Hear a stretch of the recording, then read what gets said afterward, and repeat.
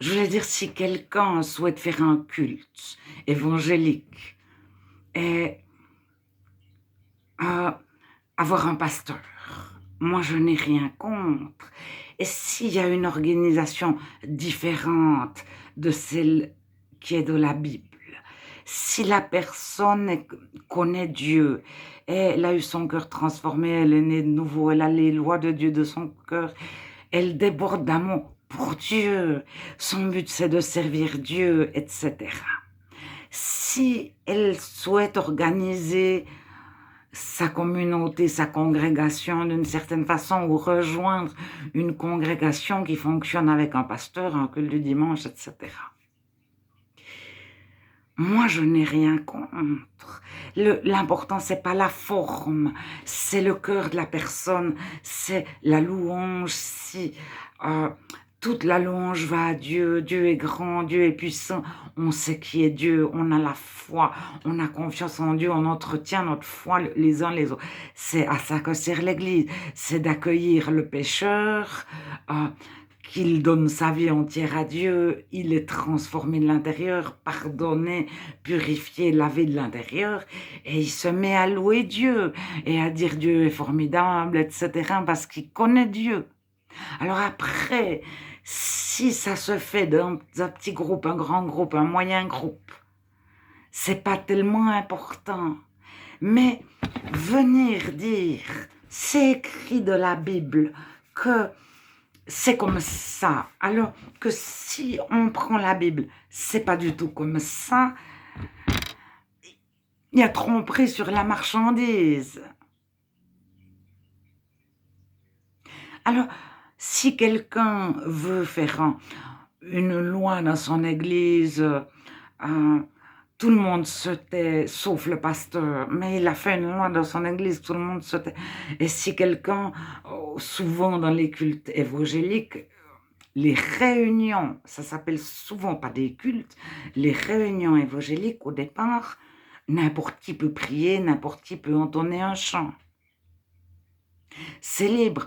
Une femme peut prier, un homme, sans avoir besoin que ce soit son tour.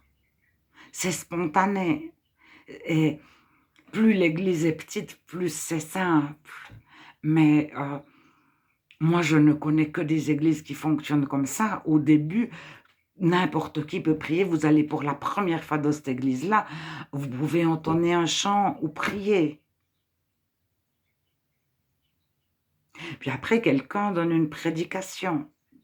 Alors, c'est souvent écrit dans un statut, les statuts de l'église, etc.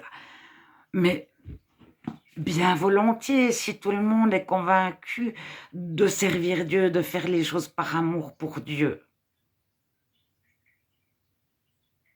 Si tout le monde recherche la direction de Dieu, parle avec, en recherchant vraiment ce que Dieu désire.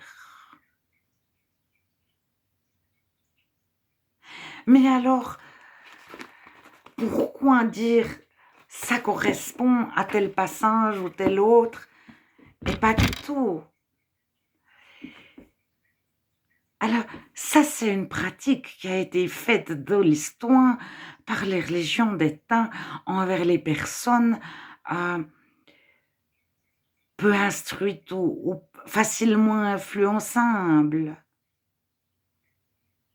Alors, dans les écoles bibliques de pasteurs, parfois, il y a des restes de cette façon de faire et ça fait 200 ans qu'on dit on se base sur Actis pour les diacres. Le diacre de l'église aligne les chaises, c'est le concierge.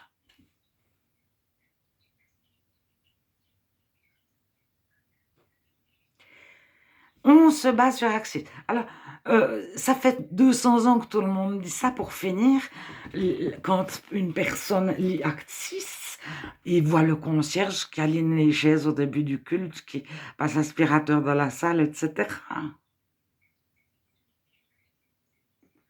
Ou la concierge. Et pas du tout. Alors, maintenant, il y a mais ce que je dis, nous sommes nombreux à l'avoir. Simplement, les gens qui lisent la Bible. Et puis quand on leur dit: «Mais elle est fausse, Dieu n'existe pas, il y a différentes traductions» et cetera, on a fait simplement un petit peu attention à ce qu'on lisait. Puis on a ouvert de temps en temps 1 ou 2 dictionnaires et puis on découvre que tellement souvent, on nous dit: «Mais c'est comme ça parce que ici il y a écrit ça» et puis quand on lit ici, mais on lit le chapitre en entier, c'est pas du tout ça et il y a pas besoin d'avoir fait l'université, d'avoir une licence en théologie, une licence en littérature, il suffit de savoir lire.